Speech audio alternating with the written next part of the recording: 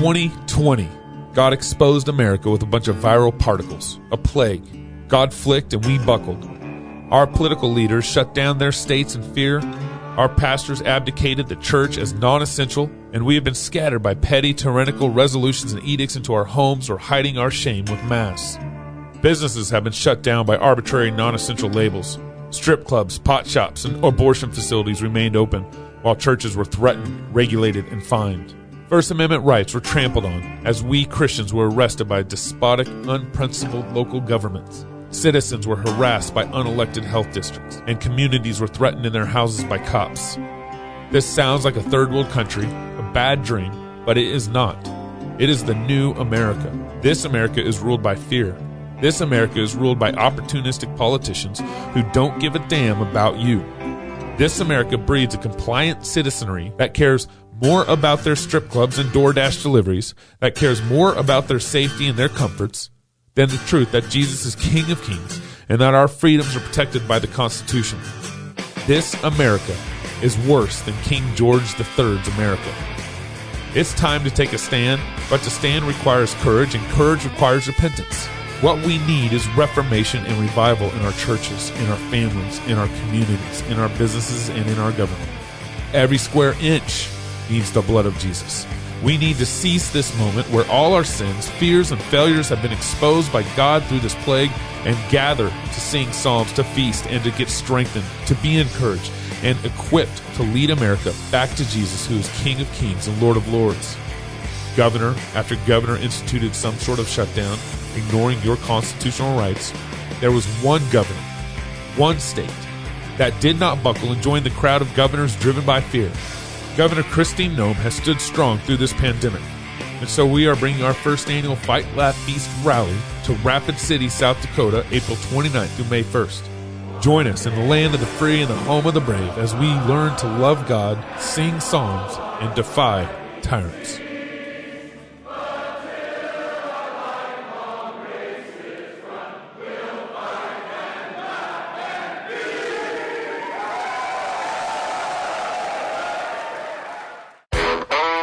We got Tom Askell and Jared Longshore coming on. I'm excited about that. Oh, yep. Founders. Yep. And a comedian. All in the same show. Comedian John Branyan. Yeah. You're not talking about you? There's a joke coming in here somewhere. I was waiting for it. Yeah, well, I don't got it. I don't got it. Our comedian got it. Is he going to make us laugh? I hope so. He hates when people do that. Whenever you have a comedian on, you interview him, the first question you always ask him is, tell us a joke. Pastor Toby, Chalk Knox, I'm the Water Boy. It's good to be with you guys on the Sunday special. Thank you for tuning in. Just a couple quick announcements. Our rally, we're still accepting registrations all the way up to the door. It is going to be so fire. We're almost close to the numbers that we had in Tennessee, which is crazy. Yeah, it's gonna be a party. It is. Speaker lineup though. I was going through it during the news brief. It's amazing. I know. Wow. I'm so excited. I want to hear those talks. Yeah, I do. I'm excited. Well, and it's crazy. We got Steve Dace coming out to speak at our conference, but it's kind of a moment for him. I know. It is. Like his book is number one on several outlets. Amazon is number 4 on like USA Today. Like these, these liberal publications. Yeah, the Faucian bargain. Yep. And so he'll be out there. Actually, we'll have a table for him. Sign some copies. Doing an after party with Darren Doan. Yeah, he's bringing music. We got music, family style Sabbath dinner, and the comedian's going to be bringing the laughs there. Yeah, so Saturday night we got a Sabbath dinner, and our comedian John Branyan, who is coming on our network too. I'm so excited. He's dropping a podcast. We're getting the fight. We're getting the laugh. We're getting the feast. All coming together. It's because of our club members, though. So good. Yeah. Oh yeah. Our club members are making it happen. Thank you guys. So I'm gonna just give a shout out to some friends. Redeemer Community Church in Centennial, Colorado is looking for an associate pastor. Redeemer Community Church is a 2-year-old church plant about 20 minutes south of Denver, a city where the harvest is great and the laborers are few. And they talk about marijuana, and they're all really high. Redeemer is a confessional and reformed church that is committed to glorifying God as they make disciples who joyfully submit to the lordship of Christ over all of life. And yes, Knox, they do baptize their babies. Baptize your kids if you have children. I was waiting to play that. If you are a pastor who loves the Word of God, wants to help teach and preach the supremacy of King Jesus while helping shepherd this young and growing church, send your resume and cover letter to info@redeemer.org. RedeemerDenver.org. Info at RedeemerDenver.org. This is a full-time salaried position with benefits. Redeemer Community Church is RedeemerDenver.org. The lead pastor there is Jeff Rodland. And their elders have come up and visited. Yeah. I know those guys. Yeah, I like those guys. They're good people. Yeah. And then we got the South Carolina in abortion rally. How do you like that? Was that good? That was that good? No, it was funny though. It was. Our buddy Dennis Safarate or Safarte. I always Sorry, Dennis. Sorry, Dennis. Your last name hurts me, man. It hurts us all, Gabe. Yeah, it does. They're doing an end abortion rally. They have a legislator backing this legislation in South Carolina. All right. And they're doing an end abortion rally Tuesday, May 4th. So coming up, first week in May. Right after the rally in South Dakota, go to South Carolina. Go to South Carolina, That's right. 10 a.m. to 12 p.m. at the South Carolina State House. So if you are in the area, join those brothers up at the South Carolina State House for this end abortion rally. Is there a website? This is good stuff. It's in Columbia. There's an Eventbrite. It'll be in our show notes. Link in the show notes. Oh, got to have the app. End abortion in South Carolina. We're cheering for you. Do it, guys. Do it. We'll send out the Eventbrite link so you can actually register to attend, so they just know how many people are going to be coming and that kind of stuff. So we'll send that out. As you guys know, there's been a number of police shootings and in the last couple of weeks. It seems like there's one in Ohio just yesterday, just this Friday or Thursday of this past week. It's Sunday night now. And there's been a number of ones. The biggest one that has come out is the Daunte Wright shooting. That's one that's got the most attention. In Brooklyn Center, Minnesota. I got two videos that I want to play you guys back to back. We're going to play one of the actual shooting of Daunte Wright, but then kind of a follow-up commentary on what liberal media thinks we need to be doing. Yeah. And then I just want to say, my wife still hasn't really seen this. Yeah. Really? She doesn't want to. So if you don't want to see this, I understand you might not. Yeah, be careful. Just, As you can see on the screen, content warning here. Here we go.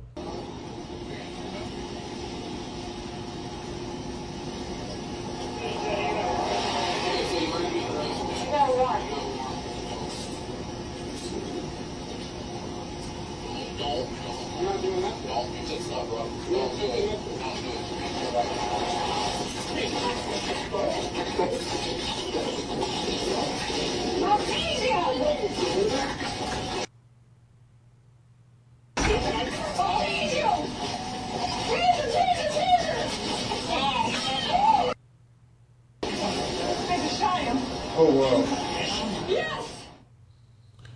So she shot the guy. The guy drives off and wrecks like a block later. Okay. And he died. And he died. Yeah. Okay. Just a number of points I just want to point out. Yeah. One is usually the cop has their gun on the dominant hip, and she pulled on dominant hip thinking it was her taser. That's what she says. That's the narrative of what's being said. You have he was pulled over for some sort of original traffic violation. Yeah, they pulled him over because tags or something. Tags were expired. Tags were expired. Yeah.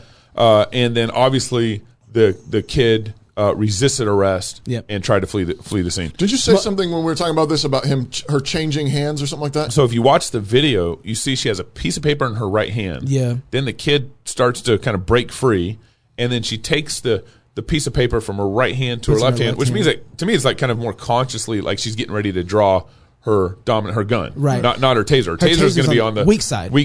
Yeah, which you saw the cop in the other video. The cop in the video had a taser on the left side. Yeah. Okay. So we'll talk more of this, but let's go through this next video here. I've been saying we need to abolish American policing as it currently exists. It doesn't work. And we don't seem to have this sort of difficulty when we're talking about any other government agency. So, Nicole, I teach my class of Morgan State students before this. We were having this discussion with a bunch of 19 and 20-year-olds.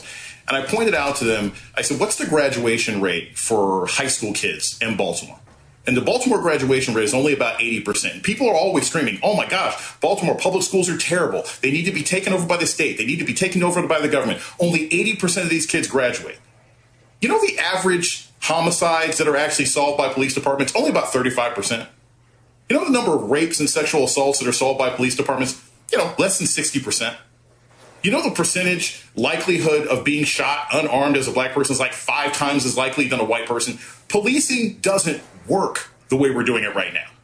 And if we had that level of endemic failure in any other government agency, every politician in America would say, not just reimagine, we need to tear this down to the studs and rebuild it. And anything less than that is absolute gaslighting to the tears that this woman was expressing. I am tired of people saying this is a tragedy. We've known it was a tragedy, and no one's doing anything about it. And whether it's a mass shooting in a public school or another black man or another black woman, and I promise you, Nicole, because before this trial is over, I said this when the Derek Chauvin trial began. I was like, we're going to have another shooting before this trial is over. And we have one.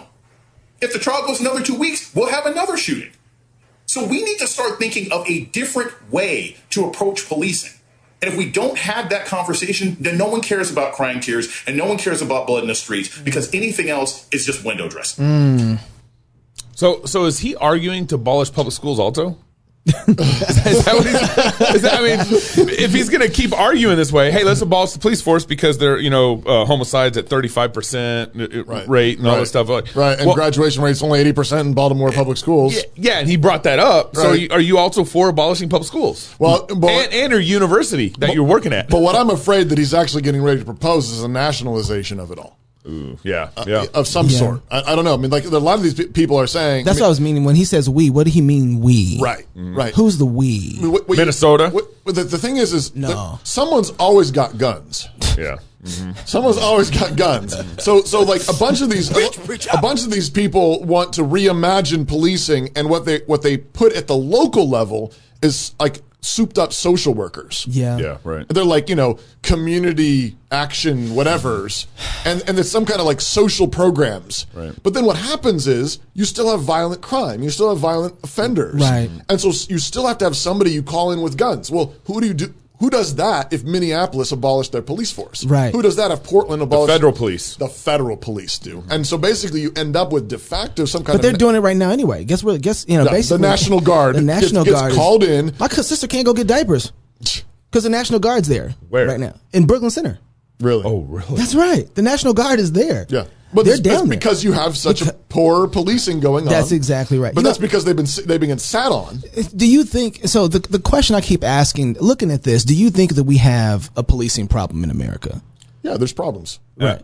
Yeah. So, but I would say one of the most fundamental problems is that we have set up a structure for policing where they're constantly going around and doing some sort of preventative type of policing. Right. And that preventative type, we've talked about this on the show long before, many times, where there's a difference between preventative, forms of justice and punitive forms of justice. Right. But we've set up the cop structure is constantly dealing with all sorts of preventative actions, and which turns into escalated situations where people end up dying. Yeah. So I don't think anybody should have, well, first of all, I think inspired tags are a joke. It's a made up, we got to register our car with the state. We should never have to do that in the first place.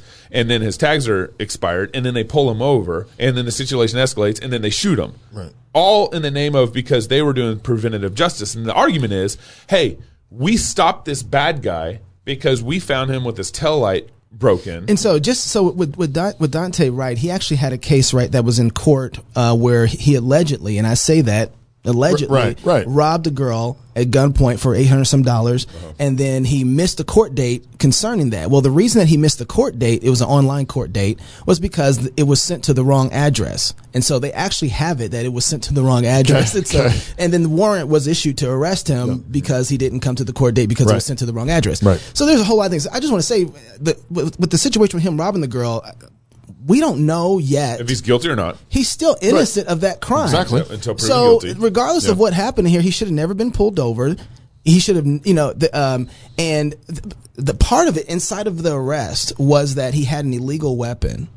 So he had this gun with no purchase on it, right? It wasn't registered. Right. Illegal according to our government's but again, standards. Here we go again. But again, there's government regulations that are making that illegal. Right. And so, but here's what's bothering me at the end. So we got all those problems, which are bad laws that shouldn't be enforced anyway. Right. But the problem is that I'm afraid that if this guy, what's his name? Johnson? Yeah. Jason Johnson. Jason Johnson, if he gets control of the reins on how we reform police. Right. That's bad. Right. But it's also bad if somebody like Ligon Duncan. Because Ligon, and here's why I say that. Ligon Duncan he taught ethics at RTS. Right. And yet he came out and said, I missed this whole social justice thing. I didn't see it. I had a blinder over my eyes for 20 years. I don't want a guy who teaches ethics and then has blinders on his eyes. Supposedly been blind for 20 years. And then all of a sudden we want, and it's not just him, it's also the guys who are pushing against theonomy. If guys who are pushing against theonomy put forth your ethic. Stop preaching against theonomy. Let me see your ethic, how you're going to reform the police. Because right now, Let me see that ethic from the scriptures, not made up. The way they're set up, they're no different than Johnson. Yeah. We get the same thing from these people who are saying, look, theonomy is bad.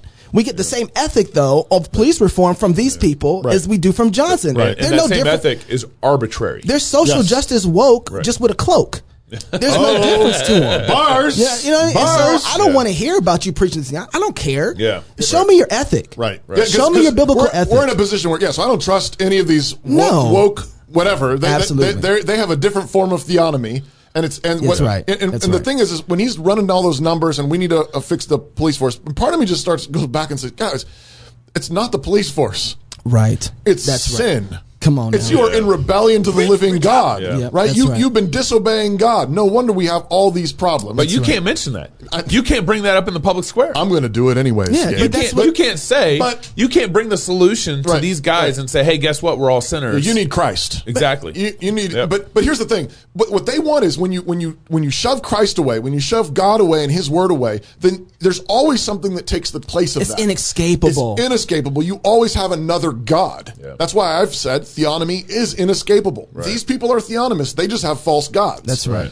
But they lament all these statistics. But what they want is, and this is what drives preventative justice, is they want to be God. Yeah. And so they're chasing everybody around. That's right. Nannying everybody. Preach, preacher. And things get worse, and they say we need more of it. Yeah. Right. The thing that and I think you're absolutely right, because the thing that I'm thinking about is, and just piggybacking on your point, is he wants to abolish this, and I don't trust anything he wants to put in its place. And on the other side, I look at their situation and say, there's problems. Yeah. But you know what? The situation we have now is at least at the core of it, there was still sort of this Christian common law tradition of innocent until proven guilty, 2 or 3 witnesses, and so on. It's eroding quickly. I mean, we quickly have mob justice overtaking the it. city manager in this case got fired because he was wanting the cop to go through due process. because the of mayor, due process. The mayor fired him. Yeah. Yeah. Because the city manager wanted the cop to have a fair due process. That is insane. Yep. And what makes it even worse is that it's coming, the people who were upset, majority of them with the black community, was upset about him saying that. And I want to say, if anybody should be screaming for due process, if anybody who thinks they don't get due process, it should be us. Right. No, give her due process. We want justice done. Right. Yeah. You know? So, but this is what interesting. So right now, people have been playing the Daunte Wright clip, and everyone has been like, guys, this is horrible. But then there's this other clip that has popped up in contrast to the Daunte Wright clip. He said he's not going to shut off the car. So. He's not going to shut off the car. That's all right. Just keep an eye on it. Just get the right foot. Just stare up. Put your hand on the steering wheel. No. What are you reaching for? No, whoa. Hey, get out of the car, man. You got a gun right there. Whoa. Get out of the car. There's rights to this. Get out. There are rights to this. Do you have a concealed There are carry? rights there. Get out. Hold up right there. It's open, but my hands are up. No, you got to. This is on body cam. You have a body cam, sir? Put your hands over your eyes. Do you have a body cam? Put your hand over your eyes. Do you have a body cam, sir? Put your hands over your eyes. I will send this dog on you. I will shoot you if you do. Don't. Put your hands. You have rights too. You have rights too. Don't you dare. You have rights. You cannot Don't you shoot me dare. here. You This need is to be unconstitutional. You know that. Right, you have a weapon, okay? Yes, I Don't. do. And it's Don't. What I need you to do. Hey, you guys are grabbing me on this. Is also unconstitutional. Body cam request. Can you quit yelling so I can talk to you? You have a gun for me, sir. Right now. I need you to relax for me, okay? I will shoot you if this possible. That is a threat, and so open that. You have no body cam. You know this. He has a My hands are open. My hands are open. My hands are open. You need to get out of the car so I do we not. can remove you I from do that not. weapon. You cannot. No, it is constitutionally owned. I see that. You have a concealed carry permit. It's not concealed. Yes, You can see the weapon. It's right there. Don't body do cam. it. What are you afraid a favor. Just please step out of the car. That's all we're asking you to do. Oh, you're asking me not to gun? Yes. Conceal your weapons, please. No. This is how we treat each other civilly. This is how we act civilly. You know Sir. this. Right eye! Right eye! You got cover? No. Yes, we do. Don't. Just please. Do you have body count? Please. Do you have body count? Do not forcibly remove Do not. Don't. Do it. Don't. You know that. That's not Please. I need you to get out of the car. Then out. Hey, I see double blue, sir. They're going to shoot me on double blue? Just relax. No, just relax. Hey, please get out of the car. Look at his leg. You know their rights to this. Listen, we can figure this out. We can talk about this, okay? Oh, this But I right know now, about this. we can't talk about it with you not listening to us. We're not listening. You are first of the driver. All I'm asking you to You're do. violating my rights right now. Let go of me. You just put your hand on a gun, Sir. Whoa. No, you pulled a gun on me unconstitutionally. Please. And I did my in response. We don't want Please. to do this, man. Just get out of the car. I'm just asking. We'll get this figured out. Just come out and just get out of the car. You release me now. We can't do that. Release it. I have Second Amendment rights, David. Okay. Just get out of the car. Come on. Come back here. We'll Excuse talk me? about it. Excuse me. This right here is a reason We'll to get defend this- myself, cast a doctrine. You know that. We'll get this figured out. Don't do it. Please. Just come on. Get out of the car, sir. Just get out of the car. Just step out. The gun's down. No, just step out. Get out of the car. Just step out of the car. Don't do it. Get out of the car. You're on double blue. You know what's going to happen, right? Just stop.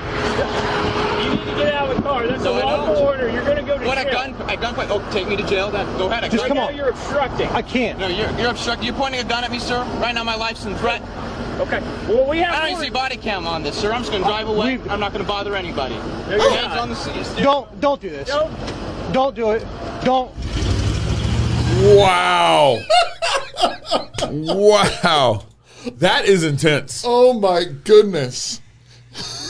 That is intense. He The says- guy just drove away, Yeah, he said blue on blue. which mean he's a cop. He's some apparently. kind of cop. Yeah. Or he claims to be. Or at least was claiming to be. Man, those cops. The cops. I've said this before and I'll say it again. The award goes to the police officers. And actually, if Daunte Wright would have had a police officer like that too, I think that He'd still be probably alive. would still be alive. Yeah, I know. Yeah. I ain't never seen nothing like that before in my life. And I want to say I respect the guy in the vehicle a lot. I know. He knew his law. I think that he was was foolish. responding logically. I think that was foolish and maybe a little crazy to do something like that. I would never instruct my son or train him to do anything like that. But at the same time, I'm looking at that situation like he was right in every way. Yeah. It's almost like why not just watch? You're right. I know. You're right. Can you do that? But they both. They were all did well with training. Whatever their training was. They all kind of held it together. Though. But there is something to be. Okay, this is. I think this guy got pulled over for expired. We don't know why he got pulled over. I really want to know if he's still alive. I just want to know if the guy. I want to know what happened too. Can we get him on the show? Yeah. I want to talk to him. Yeah, you out there? We gotta. If you're watching, email us contact@fightlaughfeast.com. Compare that though to the gal who accidentally pulls her taser. Well, that's what I'm trying to figure out. Her gun. Who pulls her guns thinking it's a taser or claiming it's a taser. Yeah. That's at the very least, that's not good training. No. Right. No. When you're under stress, and you pull your gun from your dominant hip and not your taser, thinking it was your taser. Whoa! And this goes back to your point. If I didn't see the clip, but if the Ligon Duncans of the world are saying, I haven't thought about this issues of justice for 20 years. I've had a blind spot for 20 years. Then what kind of training did you have? Yeah. Oh, that's right. What is criminal justice? Bars. What are the principles by which we judge things? Yeah. And if it's not God's word, if we are not going to just full on say, no, we're theonomous. We believe in God's law. It applies everywhere. No wonder you got a blind spot. Then how are you going to do anything better than Jason Johnson on MSNBC? Well, That's right. Now, because in your situation, we still get the rights of the world that have to deal with.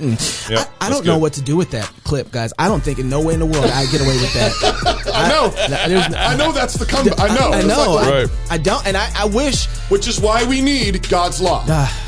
We need that. Pastor Tom Maskell and Jared Longshore up next. Tom and Jerry. Talking about the Institute of Public Theology. I'm so excited about this. See if we can get them to say that they're theonomous. Oh, they have said that.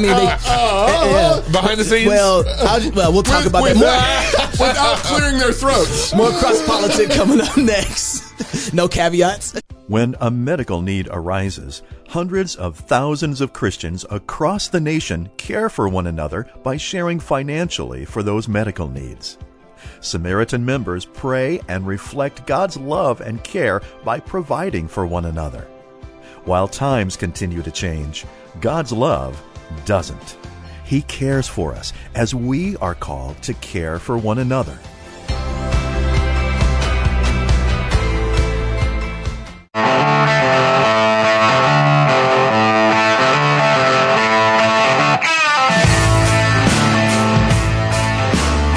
I thought you were going to yell or something. Uh-oh. No. I think it's your turn to yell, Knox. It's getting... Yeah. Pastor Askell's mad at me. You kind of sounded a little more like that Democrat, what's his name? Yeah! Oh, yeah. That one Kane guy. or whatever. I don't know who you're talking about. Yeah, you do. Yeah, during the Democratic. idea. Yeah, we used to be in on our promo. Yeah, that's link. right. Yeah, that was great. Hey, welcome back to Cross Politic on the Fight Laugh Feast Network. Thanks for joining us. We're so grateful to have with us the dudes from Founders, Florida, from The Sword and the Trowel. Yep.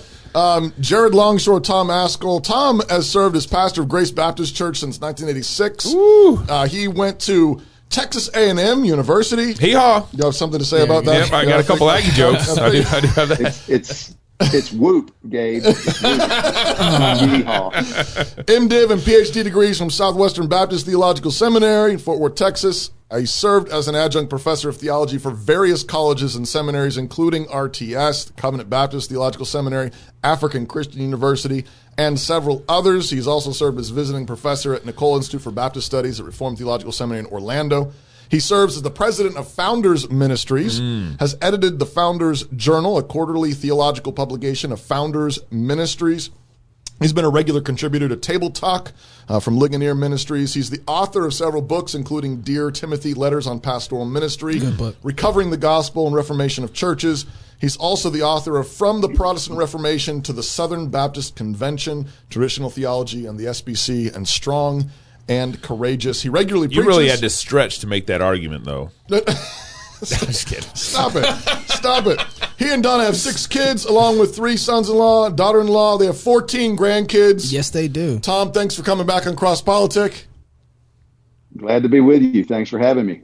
Jared is Tom's sidekick and was born in Central Florida, grew up in a Christian home. He is also has received a degree from Florida Gulf Coast University and MDiv and PhD from Southern Baptist Theological Seminary.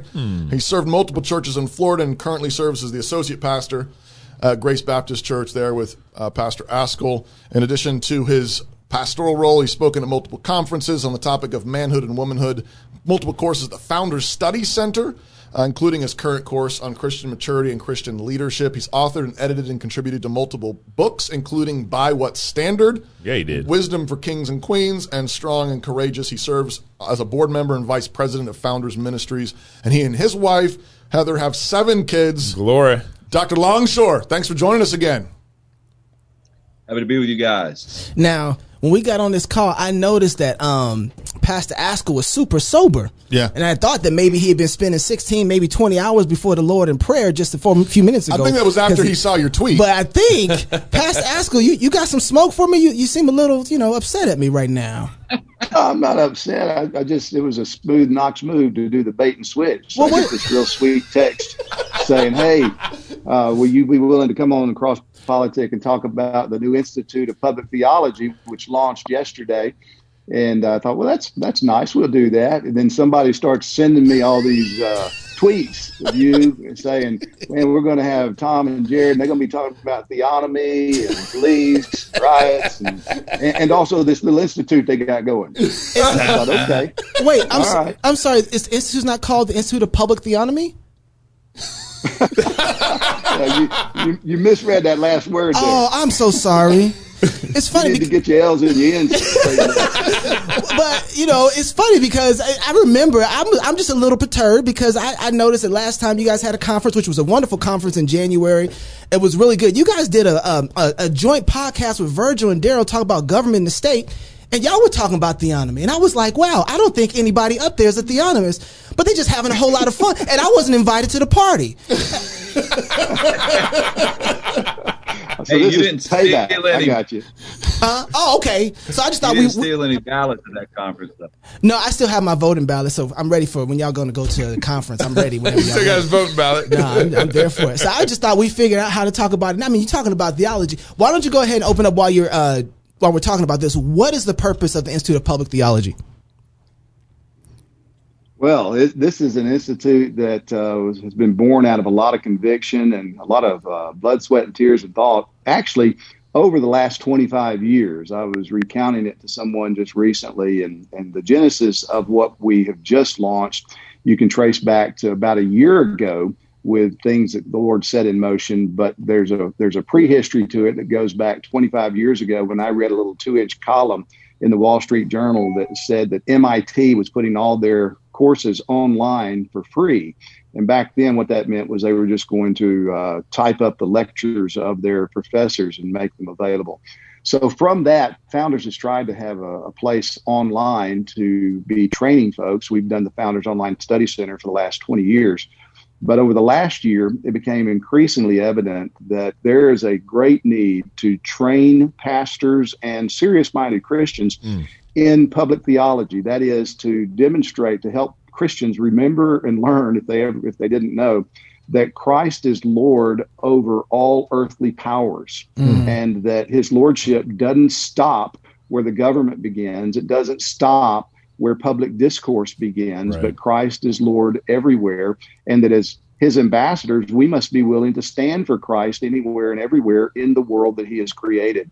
And as we looked around and we just saw what God was doing and the way God seemed to be resourcing us and connections that he's given us over a lot of years, it just seemed prudent to make this move. So I called Bodie Balcom, who's been a dear friend for many, many years.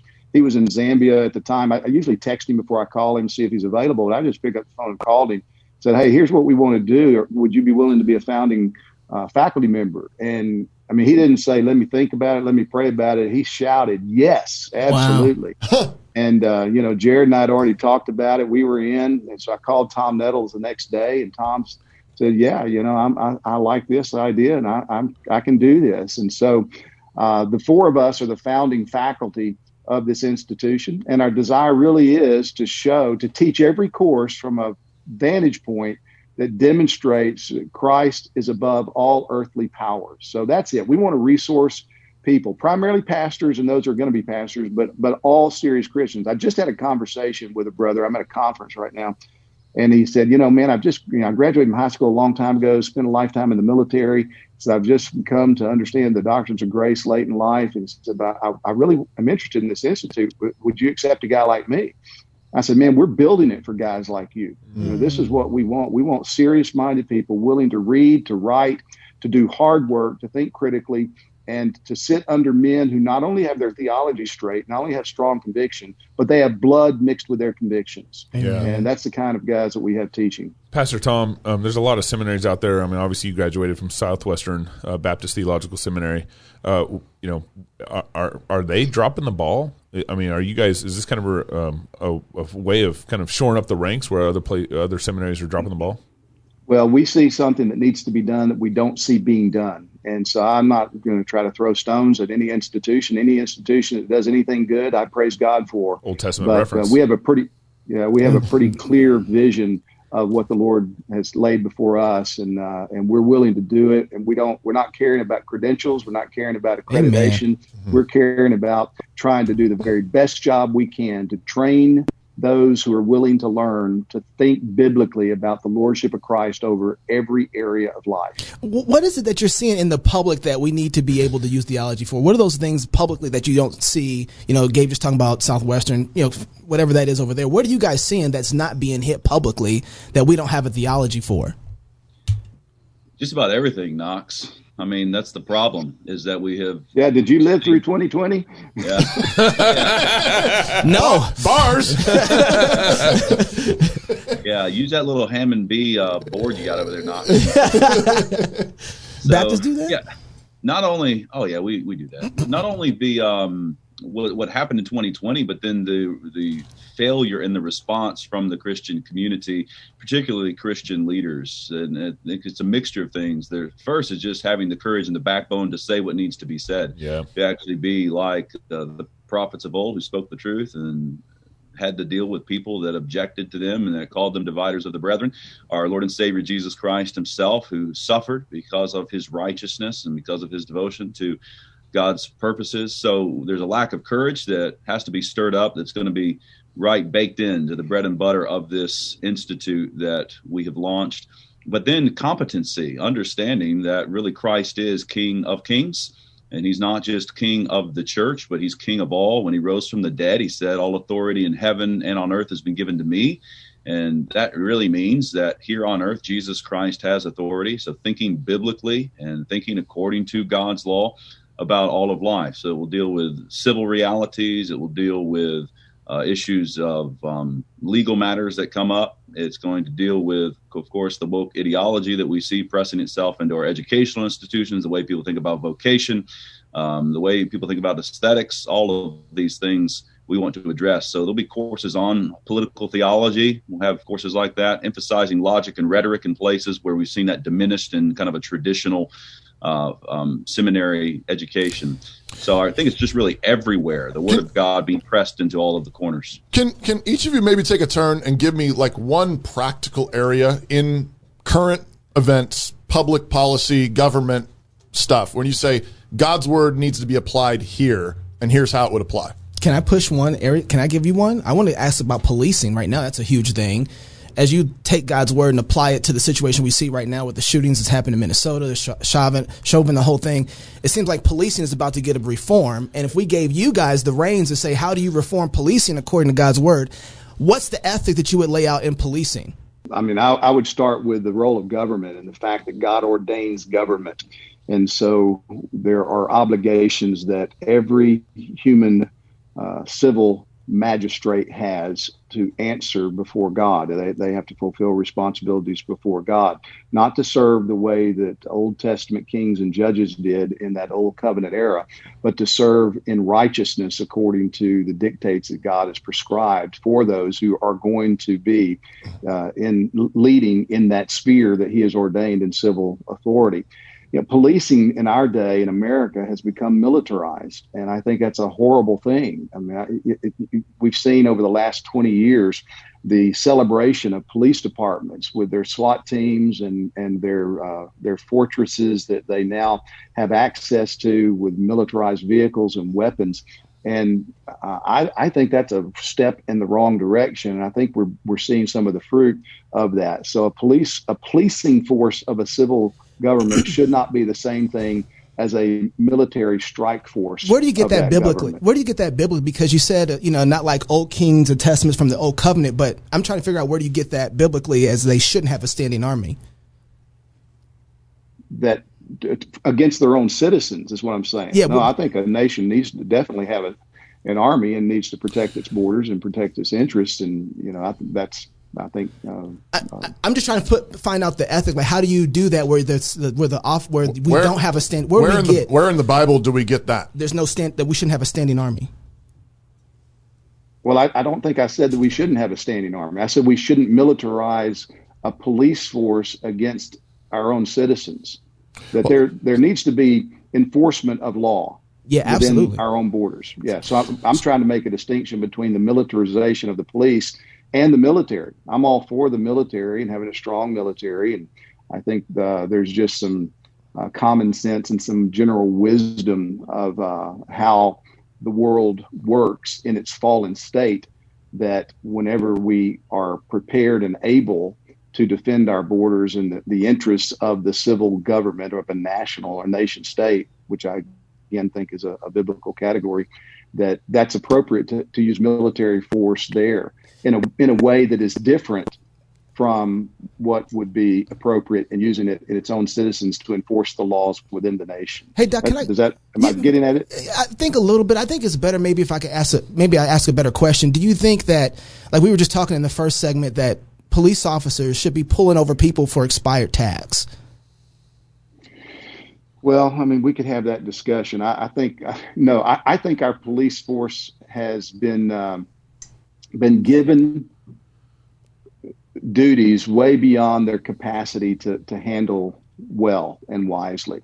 So, the individual things like that, we can debate the wisdom of that given on a lot of bases, whether, time, energy, resources, what is involved in expired tags, whether or not a civil authority should even have business saying that. So there's a whole lot of earlier conversation that we need to have before I can answer that with a straight up yes or no. Yeah, and I guess I want to say, well, where's the crime at? There's no crime, then it shouldn't be done, right? Like if Romans 13 punish wickedness, having expired tags isn't wicked. Therefore, there's no victim. Don't punish somebody who has expired tags, right? Don't pull them over. Knox, and underneath that, if I can jump in, underneath that is the understanding that you need to legislate laws that are righteous and not laws that are unrighteous. So you've got the case like up in Alberta with James Coates. What should the police do? Should the Canadian Mounted Police have entered into that sanctuary and began to observe whether James Coates and his church was in accordance with the chief medical health officer's mandate? And the answer is no. They should not have entered into that church. They should have objected and said, we're not going to enforce this law, although it is actually on the books. If you look at the Albertan magistrate or the Albertan legislature that established the law that gave Dina Hinshaw the power to do, in her opinion, whatever she wanted to do to slow the spread.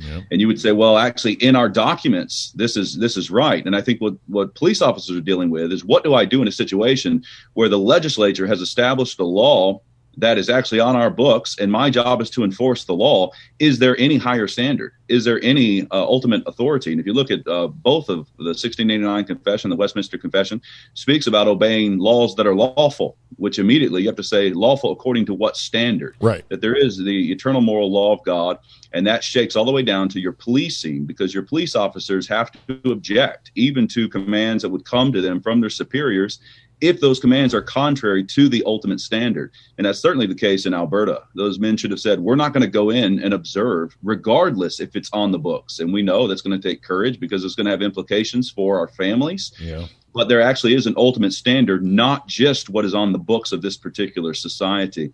So your police force is going to have to certainly operate according to laws that have been established. They are the enforcement arm of your executive branch. But as Romans 13 says, these civil authorities are ministers of the Lord Jesus Christ, and therefore, if your legislative branch establishes something contrary to Christ, then I'm not going to enforce it. I mean, the county I grew up in, Central Florida, we're a little country down in Central Florida. Those guys do that. They just did it recently. They said, you can put whatever you want to. We're not enforcing it when it came to COVID. They just told them, and then the legislature backed down and didn't establish the mandates. Right. Here's why I think this is so important from a public theology standpoint. Is that you guys have, the congregation is full of people who are going out into the real world and having to sort through all these things, and the church isn't teaching them this. Right. You have cops, and you're probably, I imagine you have cops in your church. Yeah. You have, mechanics, whatever, and they aren't being taught on how to sort through these issues, and because the pastors aren't really equipped to. Right. And we've been for decades we've been told, hey, you got to preach the gospel, preach the gospel, preach the gospel, and yet we've truncated what that gospel meant and not applied it to as Kuiper says, to every square inch. So I wasn't down at the Founders Conference. I didn't see the conversation with Virgil, and it was actually really good. And I mean we had Virgil you on the show with Virgil when you're down there, and so and I don't know any background, so I don't mean anything by this, and I know you guys are back and forth and everything. But so Pastor Tom, would you call yourself a theonomist? No. Why? Because I think that word is loaded with all kind of bad connotation. And whenever, if somebody asks me, are you a theonomist? My standard response is the way it used to be when people would ask me if I'm a Calvinist. What do you mean by that? Right. Yeah. And if they're talking about de facto, well then, yeah. If they're talking about general equity of civil laws in the Old Testament, yes. But if they're talking about the stuff that, we debated in the 70s and 80s with Greg Bonson largely, he was a great proponent of that, his Theonomy and Ethics book I read way back when. And no, I think that puts ethics on a bad path. It puts it on a wrong path. It's going to wind up doing a lot of bad stuff. Can you explain that for me? Because I honestly don't know. What are some of the things you debated with Branyan in those days? Yeah, well, that you would point to. I'm too young to know about that. That's why they write history books, Knox, so you can read that stuff. I'm sorry, I was too busy reading my Bible. Well, then you shouldn't have a problem. That's why I'm a theonomist. Don't stop at the Old Testament. Keep reading the New, brother. No, but here's the deal. I mean, the Old Testament economy, that old covenant was given to Israel for specific reasons. And though everything required of Old Testament Israel was right, there's nothing that God required of them that was unrighteous or immoral. Not everything he required of them did he require of every nation.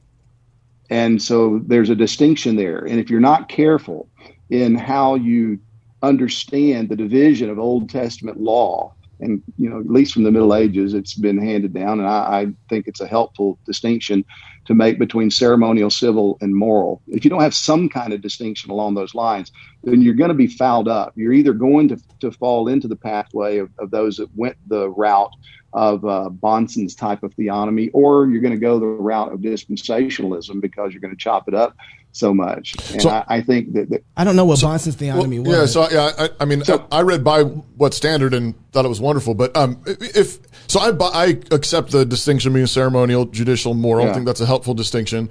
Help me out though. So in Deuteronomy, though, it does say the nations are going to see these laws and think how wise and just a people you are, and they will imitate you. So even though God didn't enforce the law on them, there's still an intimation in Deuteronomy that the nations are supposed to learn from Israel their laws. I mean, that's what it says. So if Nineveh repents, presumably Nineveh's going to ask, once Jonah got over his bad attitude, what's next? What do we do now? And wouldn't Jonah have taught them the Torah?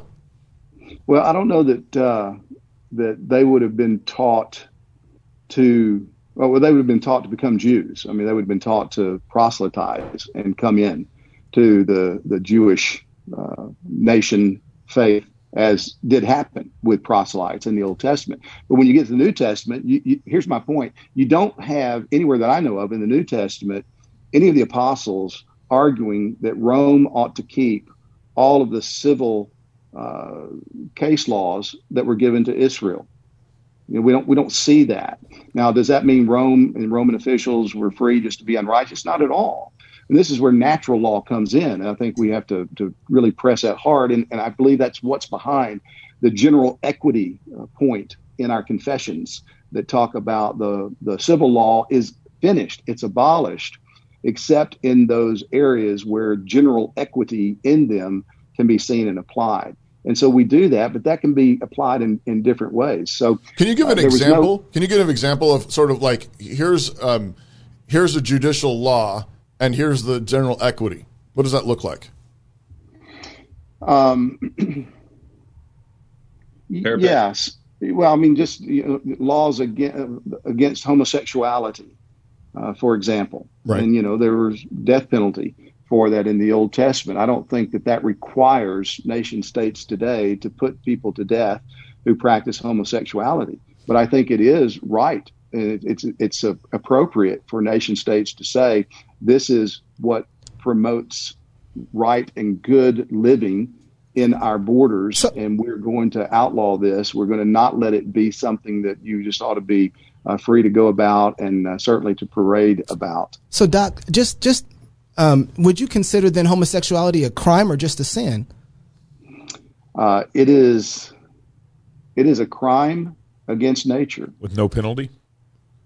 Well, I mean, there could be penalties attached to it. I don't think you have to execute them. That's my point. I don't think. No. I don't think a nation would be unjust if they didn't execute that. Well, and of course, this nation had laws. Right. We did. Absolutely. Up until a few decades ago. I mean, I know.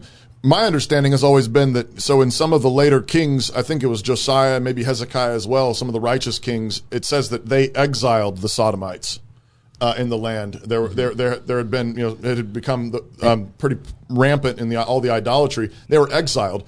Putting that together with the death penalty attached to it in the Old Testament, in the law, I've always taken it to mean that the death penalty was never mandatory for homosexuality. Maximum penalty. It was a maximum penalty. Yeah. So maybe, a serial, homosexual rapist or something like that would, you say, there we go. A priest. But it would also depend. I look at that in the same way, though, and you guys jump in here anywhere. In the same way with abortion, right? Right now we're in a horrible situation where we're killing millions and millions of babies. Yeah. And it's not just the doctors. Mothers are bringing their children to doctors to kill them. And so they're guilty of blood as well. Right. On their hands. And so does someone who comes and brings their child to be killed, should they get the death penalty? Well, of course.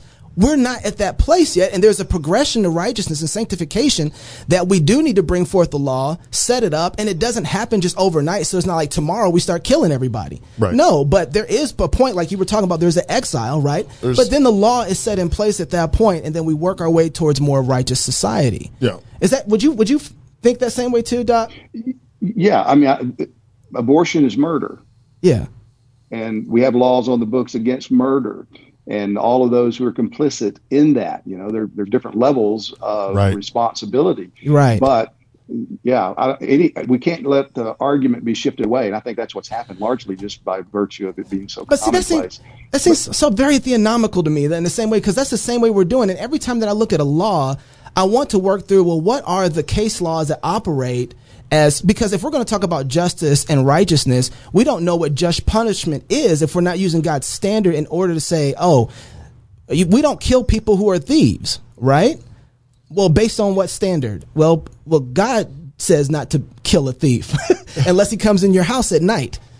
Right. What we need to do with this, we definitely need the conversation on theonomy. I think that there are people that are working through it. And as Tom said, it is important to say right away, what are you talking about? Are you talking about that there is an eternal moral law of God that rules over all, to which we should pay attention when it comes to our civil dealings, how we're going to establish laws, and then how we're going to punish criminals? And the answer to that is yes. I just think all Christians everywhere are going to say yes and amen to that. Yeah. Now, if that's what you mean by theonomy, great. But if you do mean that I'm going to, in one way or another, deny the judicial laws of Israel being abrogated with that institution, I'm going to deny that. So I'm looking back to those civil laws as if they are still binding. As if they are still binding upon our own civil society in the same way they were binding upon that society. That's where I don't want the kings to go. I want to speak to them in a Psalm 2 fashion. Now, therefore, O kings, be wise. You need to be educated and discipled so that you can fulfill your function in society well. But what you are not to do is go back there and look at those and say, well, look, straight up, straight down, this is how it worked in the civil code in Israel, and therefore it should be directly applied in the same fashion now. So what you actually have to do, let me get this in there, what you have to do is you have to know why they were abrogated, and you have to start to think about how those penalties were functioning. That's what I want to do, Jared. The way they were. I want to do that. So then do you want to cut off a thief's hand? Do I want to cut off a thief's hand? Right. I want to see the criminal penalized appropriately with restitution being involved in that.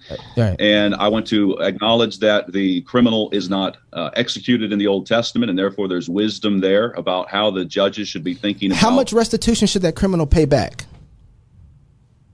Well, you can look to the standards that are there in the Old Testament and use them as guides to how you would have your restitution operate in a modern state. So if I made this is what we're getting, I think, a little bit too, like we saw this in 2020 with the whole shutdowns. The government said you can have 20% in your churches. Well, he gave you a guide of how much you can actually have at worship. How do you know that 20% in your church is wrong? That the state was telling the church? That's you can be at 20% capacity. Yeah, I would track with many on the issues of COVID and the different regulations that the state handed down, and saying that if the state showed up and said, hey, your building is on fire and you all have to shut down your service right now, then I think there is a legitimate play that the state has in such a situation. But if they keep telling us, you can't gather because the Japanese are going to be bombing us, and then the Japanese don't bomb us, and they continue to come in and say, you have to get out of here because the Japanese are going to bomb you again, well, then you say no. So when they said what they were advocating for, according to natural revelation, what we've seen is true about this virus. We know that it's not the Black Plague, right. And we know that it is an overreach of that state that they are not actually protecting their citizens by speaking to the church as an institution. Included in that is the theology of the church and knowing that the church is not a Walmart. So a lot of what's happening is general. Amen. No, seriously, what's happened is Christians have backed down because of general applicability. They'll say, oh, well, the state's treating everybody the same way. They're treating you Christians just the same way they are the Walmart and the Costco. Right. And what I've had to tell elders again and again and again is you're abdicating your role as the shepherd of the flock because you're not understanding that you are actually a leader in a particular sphere over which the civil authority is not over top of you. They are next to you. There's another sphere. Absolutely. And yes, there is some overlap, but you don't get to claim general applicability. You have an extremely high bar to meet if you're going to direct the elders of a church not to assemble their congregation. So help me out with this. I'll push back again where Knox is kind of pushing on a little bit, either one of you. But so I can understand wherever there was sort of like some kind of death penalty connected to something that's clearly ceremonial in the Old Covenant. Yeah. Maybe, death penalty for, I don't know, picking up sticks on the Sabbath or something like this. But and I pull ahead in the New Testament and I see that Jesus clearly is the fulfillment of the ceremonial law. He's clearly the fulfillment of the sacrifices. But when you have a death penalty for a crime, like adultery, for example, and again, I don't take that as meaning. I take that as maximum penalty, not mandatory. Genesis 9 says that there's a death penalty is mandatory only for first-degree murder. Premeditated murder. Yeah. All the rest of them are maximum penalties. But to say that an adulterer who was put to death under the criminal justice system of the Old Testament, the question is was that just? And if it was just, in the character of God, then how can that possibly change it now? How could it possibly change to say it would never be just to put an adulterer to death as a maximum penalty now, if it was the case then, because God doesn't change, his character doesn't change. Yeah, the way you phrase the question, though, loads it a little bit that I don't think is helpful. It's not if it was done then and it was just, how could we say that if it's done now, it couldn't be just? The question is, should it or must it be done now? And there are all kinds of positive laws. And this is one of the concerns I have with the old school theonomy, is it doesn't seem to have a place for positive law that was completely appropriate for God to give to Israel, that he has not given to Rome or to Greece or to France, because he was doing something specific in the history of redemption through the nation of Israel that he's not doing any longer. And so those positive laws have to be recognized for that, and everything really that we have beyond the moral law, but ceremonial and civic law, needs to be seen in the way that God was preparing the world through Israel for the coming of the Messiah. So with that, was it unjust for God to require people to be put to death for certain sins, crimes in the Old Testament? Of course not. Well, would it be absolutely unjust to do that again today? Well, not necessarily. But is it required? Well, no, not necessarily either. It's general equity, and this is where it requires a great deal more thought. And there's going to be some disagreement, and there's room for debate, and I welcome the debate. But to not say, if you're not doing it exactly the way Old Covenant Israel did it, well, then somehow you're not living up to the just requirements of the God who rules over all things and tells us to be righteous. We gotta wrap this up here. Just one more. Let Jared have the last word. This is such an important part of this conversation. Yeah, I think it is. I think what Toby has said and what Tom has said is important.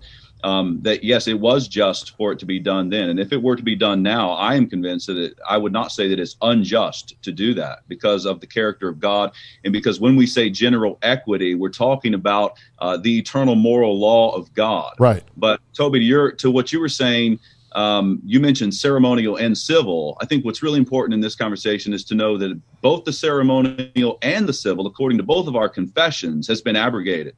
So even the civil dimensions have been abrogated, and then you have to go back and look back at those laws and those civil penalties and consider the general equity that is being applied in that particular institution, and then bring it over. So yes, if you end up saying, you guys are theonomists. if you end up saying it's unjust, we just our general equity we capitalize, and you guys don't capitalize yet.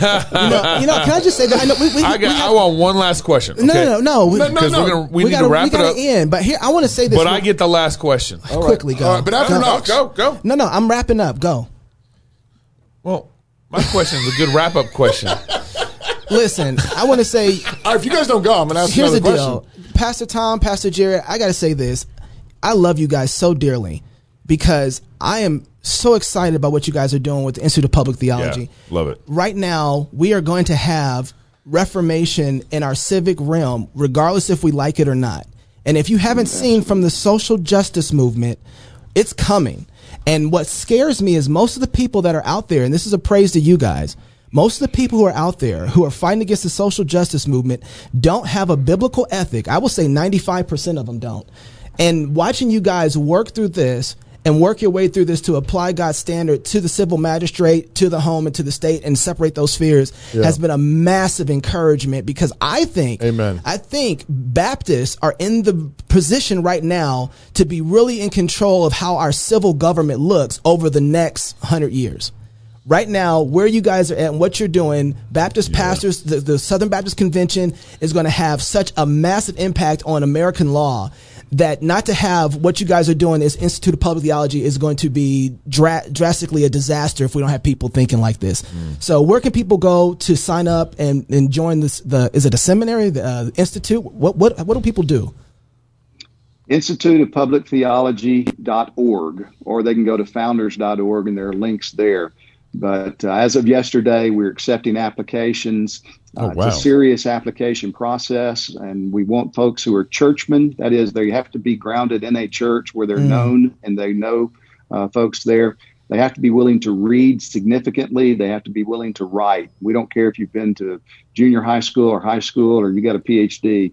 None of those things are considered in the process, but we're only going to take those who are serious and willing to do the hard work that we think is required to address these issues in ways that will be productive in the generations to come. And if people are interested in hearing more about really our theology of what it means to teach kings, Tom and I wrote a book called Strong and Courageous, Following Jesus Amid the Rise of America's New Religion. In that book, we have a chapter on Teach Kings.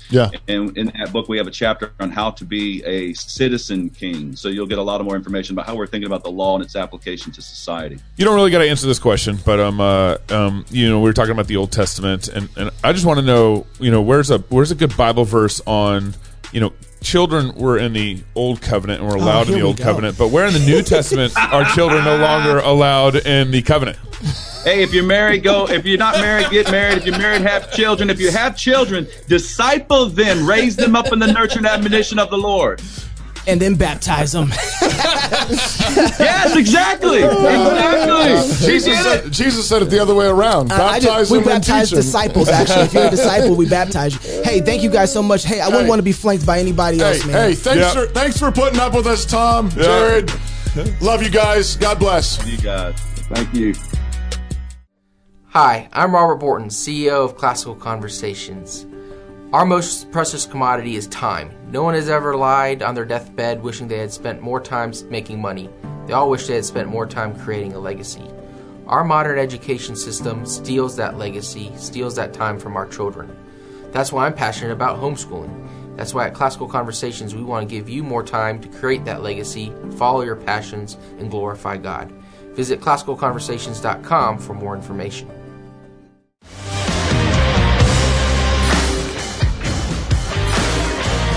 Well, Lord bless Tom and Jerry. I hope I still have friends. I was just bringing up our app. You guys have our app, the Fight Laugh Feast app? Just go to your favorite app store. I'm just clicking through, looking at, and there's this new show, Gabe. It's called The Comedian Next Door. Next Door. Next Door. There's nothing in it. Yep, no, there's not. The Comedian there's gonna be. Next Door. Dropping Monday. What? Yep, The Comedian Next Door. John and his daughter Amanda are doing a podcast for us. There's John now. Yeah. He's here. Guys. He might not be here for long, though. John Branyan stepped onto a tiny stage in the early 90s. He thought his interest in comedy was just a phase. He thought he would get the whole thing out of his system, but more than 25 years later, he still loves making people laugh with a style of speaking that won't leave a filthy residue. Good. People didn't invent laughter. It was given to us by someone who knew we'd enjoy it. It's a gift. Hey, Praise God. That's good. Come on now. He never gets tired of sharing that gift with others. Every show, my goal is to hurt people. Whoa. Wow. Seriously. I want people's jaws to ache. Oh, I want their sides to cramp up. I want them to experience dizziness from oxygen deprivation. When they are in pain, Are you on someone's neck? I've done my job. When he isn't speaking or teaching, he's playing board games with his family and, as I just mentioned, joining our Fight Laugh Feast network. The comedian next door with co-host daughter Amanda McKinney. And John will be doing stand-up at our rally in South Dakota. At the Sabbath dinner. Woo! John, thanks for joining us on Cross Politic. I am super excited to be here. I've been stalking you guys for a couple of years. Oh, wow. So, John, are you a theonomist? A theonomist? Is that a guy who does eye examinations? Just nod, yes. Oh, man. So, what you said as we were getting on the show, you said that you're driving to South Dakota. Why are you driving? I'm driving to South Dakota because I don't like the Orwellian airline experience. Last time I got on an airplane, which by the way, 2020 we had a little thing here in Indiana where I live called COVID. I don't know if you guys heard of it. No, never heard of her. Spell that for us. It shut down. It shut down my entire schedule. My whole calendar disappeared, and so I did like 4 shows in totality last year, four live shows. Wow. So it's going to be a spectacular show when I get out to South Dakota. I don't even remember which end of a microphone to point at my face. So you have to brush off the dust and get out there. I don't understand how a comedian becomes a comedian in the first place. Like what's wrong with you? That is precisely the right question. What is wrong with you? I didn't do it on purpose. It was never a dream of mine. I just went on stage sort of as a hobby because I was watching television one night. I looked at the guy who was on stage, and I said to my wife, "I'm as funny as that guy." And she said, "I think you are." And what a good wife. So I went down to just do an open mic, and I thought I would be done with it. And then here I am, 30 years later, still getting phone calls to get on airplanes or get in a car, as it may be. How many shows were you usually doing before the 2020 apocalypse? Between 60 and 75. Wow. Okay. And so do you make a living doing this? Yeah. Or you have? I did. I did make a living doing it. You did. Are you an essential service? Apparently not. Apparently, humor and levity is not something that people need to survive. So, wow. John, I just got to ask you right now, as you speaking of 2020, as you look back at this, one of the things that comedians have helped me see things really clear. Just growing up, comedians have always been the ones to see things clearer than everybody else. And until they started getting canceled, they would say things that no one else could actually say. That's right. And so as you look over 2020 this last year, what's the clarity that you have on this, and kind of where's the funny in it, as you look at it? Well, the thing about funny is that it is inseparable from pain and suffering.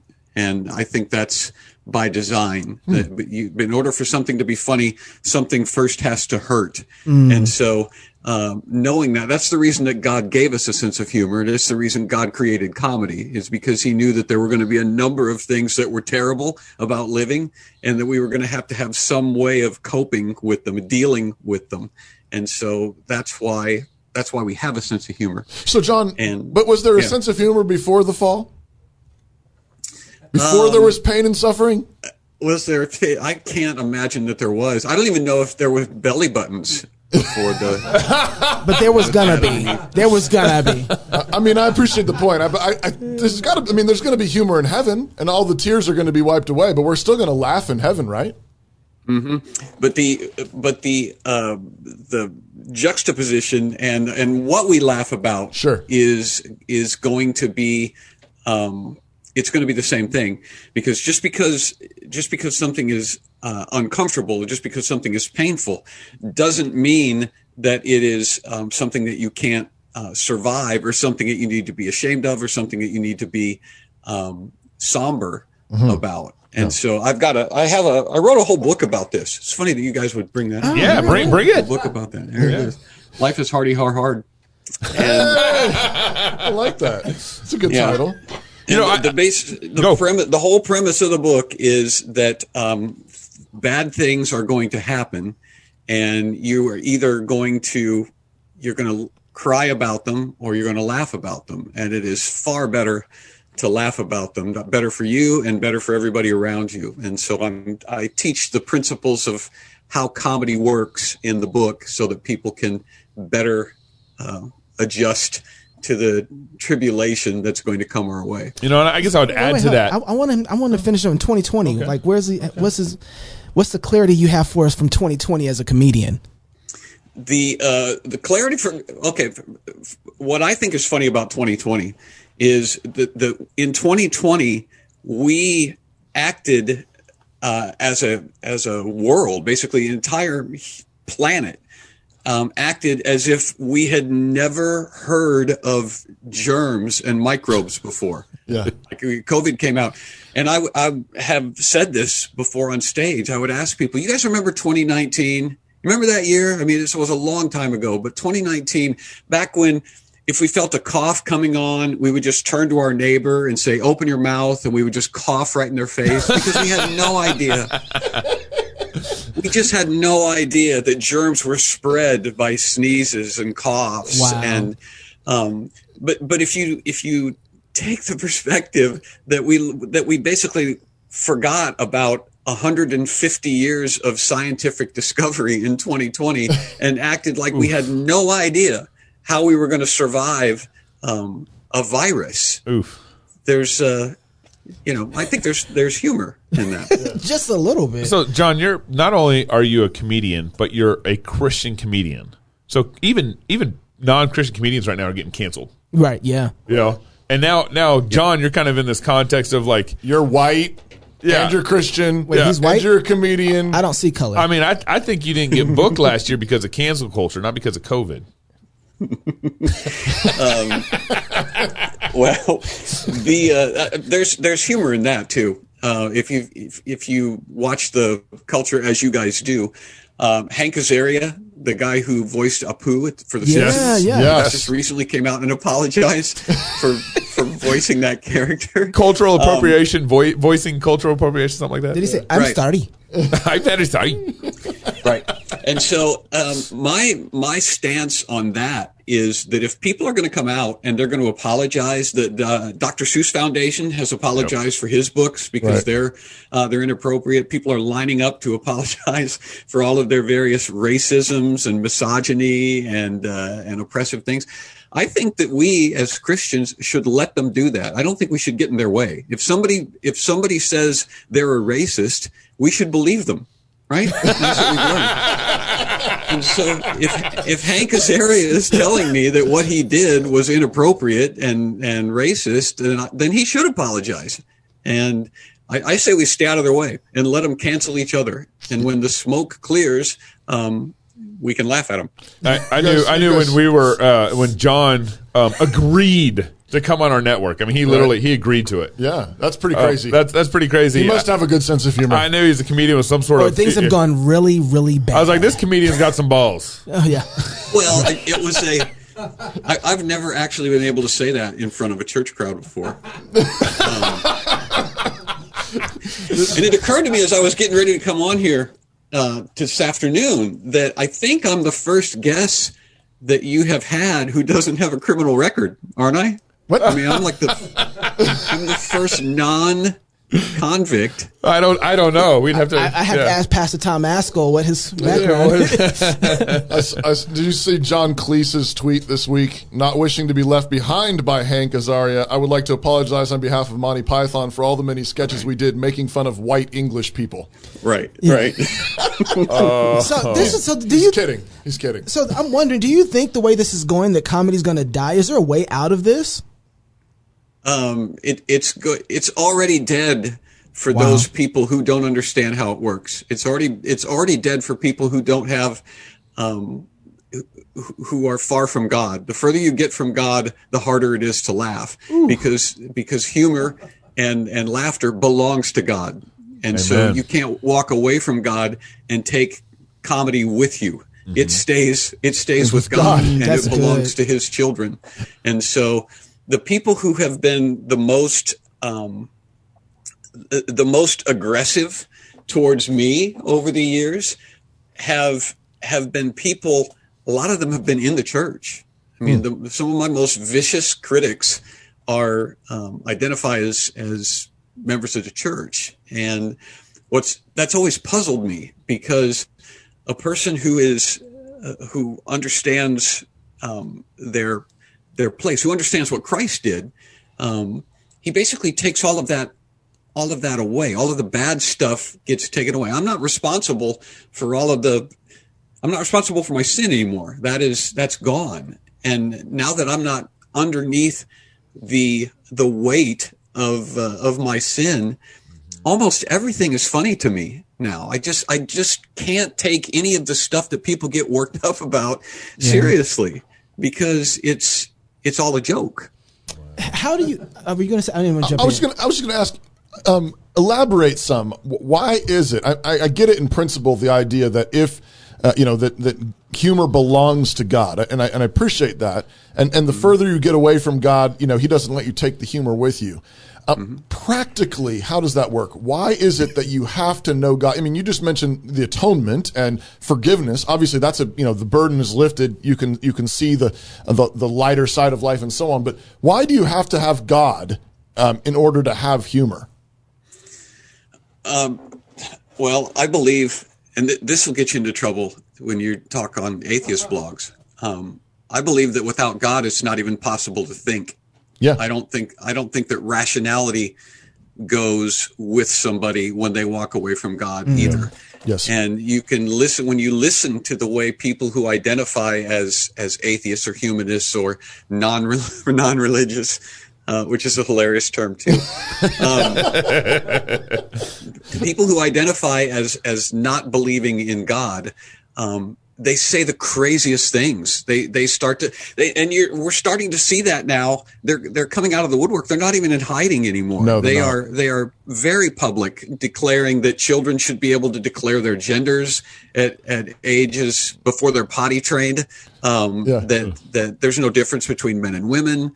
That homosexual relationships are the same as heterosexual relationships. I mean, this is crazy talk.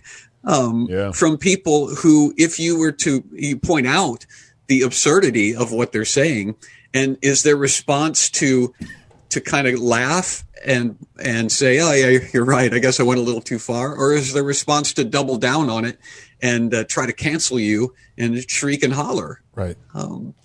You can tell by the fruit. You can tell what kind of a tree you're dealing with by the fruit. Right. So, John, help me with something, because I think when we have our moniker here is Fight, Laugh, Feast, and I think people look at that and like, what in the world? Fight, laugh, feast. What is laugh in there for? We get fighting and we get feasting, but how is laugh a weapon, or comedy a weapon at all in the process of engaging culture? Well, comedy exposes folly. Comedy exposes foolishness. It exposes untruth. And one of the things that is going to happen when you start to be funny, when you start to have a sense of humor about things, and you're public in your sense of humor, is that you're going to trigger people, and they're going to say, particularly a lot of our Christian brothers and sisters are going to say, well, that's inappropriate because you have upset that person. You have made that person feel embarrassed by pointing out the absurdity in what they just professed. but that's the whole point of humor, is that it is a much more palatable and enjoyable way to have your foolishness exposed. If somebody can point out a stupid thing that I have said or done, and we can laugh about it, that's way less painful than struggling under humiliation and shame that comes from trying to justify your wrongness, from to try to justify sin is what makes people feel ashamed. It's what makes people feel guilty. And all of that goes away when you just acknowledge, yeah, I'm fallen. I make mistakes, and I'm a bonehead sometimes. Let me tell you about the last bonehead thing I did, and then everybody can laugh about it, and it becomes a virtue. Yeah. But when you know that somebody is going to laugh at you, it makes you careful.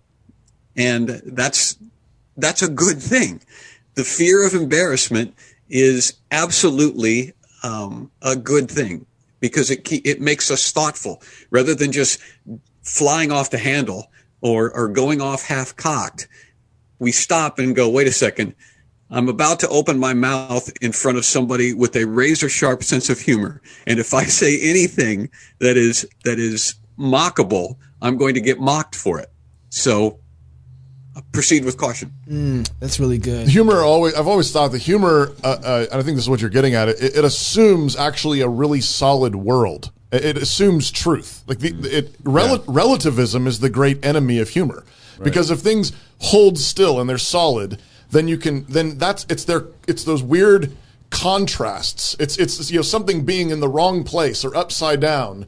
Because it's so real, that's when you see, oh, that's not where it goes. Yeah. It's upside down, it's backwards. That's what's funny. That's what's funny. I was walking around my new house. I'm about to move into a house this weekend, and walking around the other morning, just looking at it. It's like 6 a.m., kind of praying, just kind of getting my day started.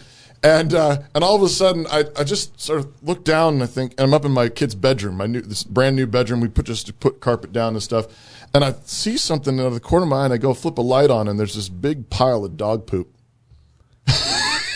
On your new carpet, brand new house, carpet. I'm going to keep identities hidden but it was hilarious. Like I just started bust up laughing. I started cleaning it up and everything. And just like, what's this doing here? This is funny. This is hilarious. God's reminding you, this is a house to be used. This is a house to be used. And, don't take it too seriously, God's still working on me with that one. Hey, who put the poo here? Who put the poo on the floor? You notice I'm the one that brought up the poop this time. Usually you do. Yeah. I was actually waiting to do that, but I didn't do it. Hey, John, before we go, there are a lot of people who are still not wanting to come to the conference yet because they don't have a good enough reason. I'm going to give you the last word for the rally in South Dakota. Why should people come out to the rally in South Dakota? People should come to the rally in South Dakota because there are fewer and fewer places on planet Earth, specifically in America, where people with a solid theology, who genuinely are seeking God, congregate.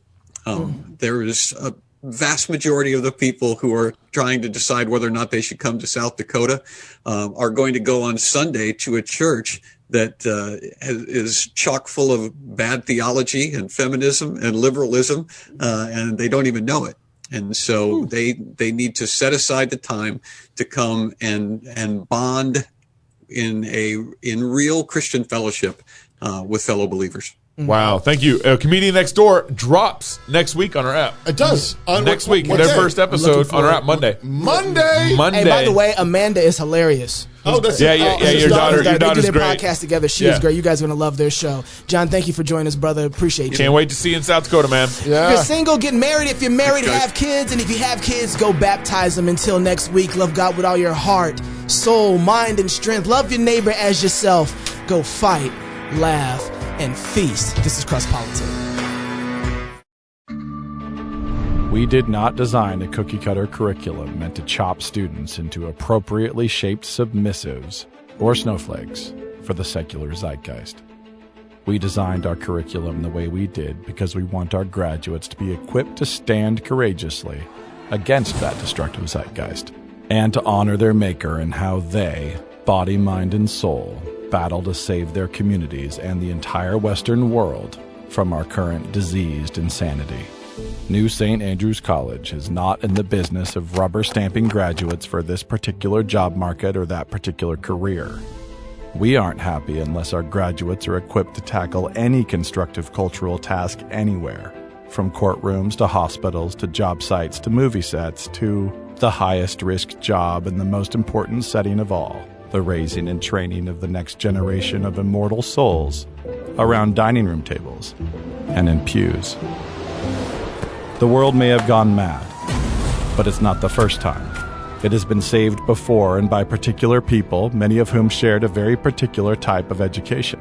Augustine, Calvin, Jefferson, Churchill, and many lesser-known heroes in times of madness all had one type of education, one type of training in common. And it's the same kind of rigorous education we currently pursue surrounded by the rolling wheat fields of Idaho. By God's grace, our civilization will be saved, or rebuilt, from the smoking ruins. The men and women capable of such a task, capable of fearless joy and fiery laughter, all while undertaking such hard cultural labor, those are the kind of graduates we want, the kind we expect. They are why we exist, and why we teach what we teach. So you might call it a major in world building, or culture shaping, or a major in saving civilization. We call it classical Christian liberal arts. New St. Andrews College, saving civilization since 1994.